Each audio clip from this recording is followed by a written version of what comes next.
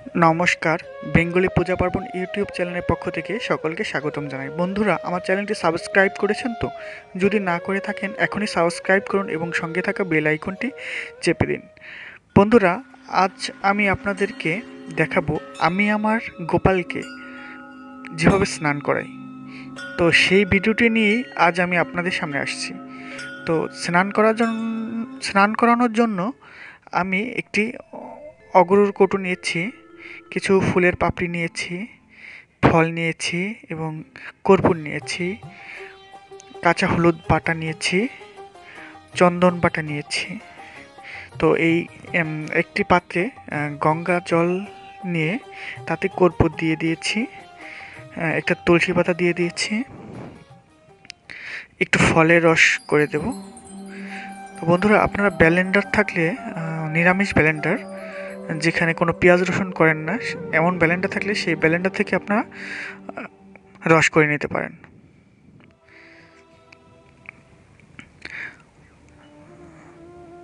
তারপরে আমি কিছু ফুলের পাপড়ি দিয়ে দিচ্ছি,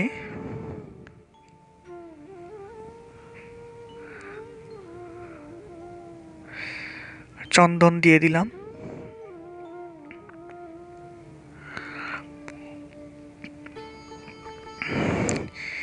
একটু অগরুর দিয়ে দিলাম,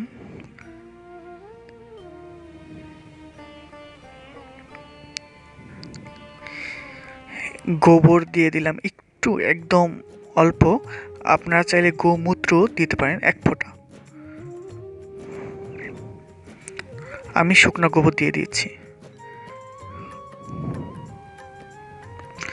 ঘি দিয়েছি এবং মধু দিয়েছি। তো বন্ধুরা, এখানে একটি কথা আছে, আপনারা চাইলে ঘি, মধু, ফলের রস, দুগ্ধ বা এরকম এসব দিয়ে আলাদা আলাদাভাবে স্নান করাতে পারেন।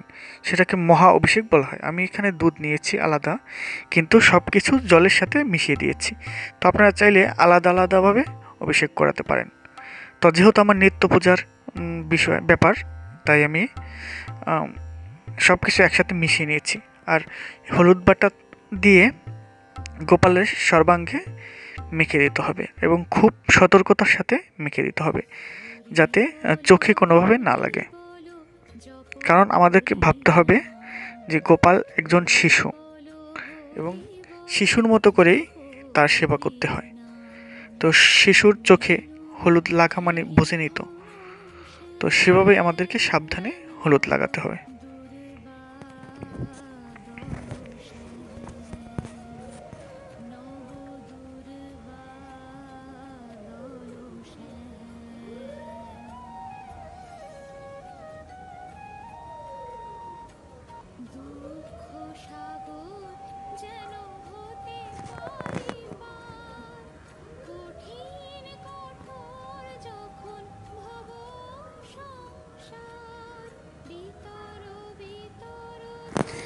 এখন আমি জল শঙ্খতে করে গোপালকে স্নান করাবো।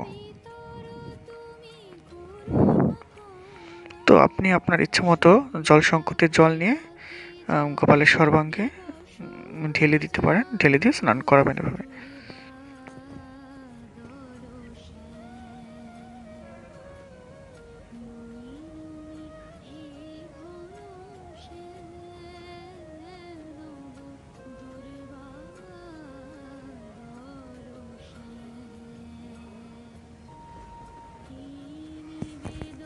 তো এবার আমি দুধটা ঢেলে দেব গোপালকে। দুধ দিয়ে স্নান করানো হয়ে গেলে আমাদেরকে একদম গঙ্গা জল দিয়ে, মানে শুধু গঙ্গা জল, এর সাথে আর কিছু মিশানো নয়, তা দিয়ে আমাদেরকে স্নান করাতে হবে। কারণ হচ্ছে আমরা যে দুধ দিয়েছি এবং ঘি, মধু দিয়েছি, যার কারণে বিগ্রহটা তৈলাক্ত হয়ে যেতে পারে বা দুধের একটা গন্ধ থেকে যেতে পারে। সেজন্য এমনিতে জল দিয়ে এই ধুয়ে দিতে হবে আর কি। তো আমি সাজানোর জন্য গোপালের ড্রেস, পাগড়ি, মালা টালা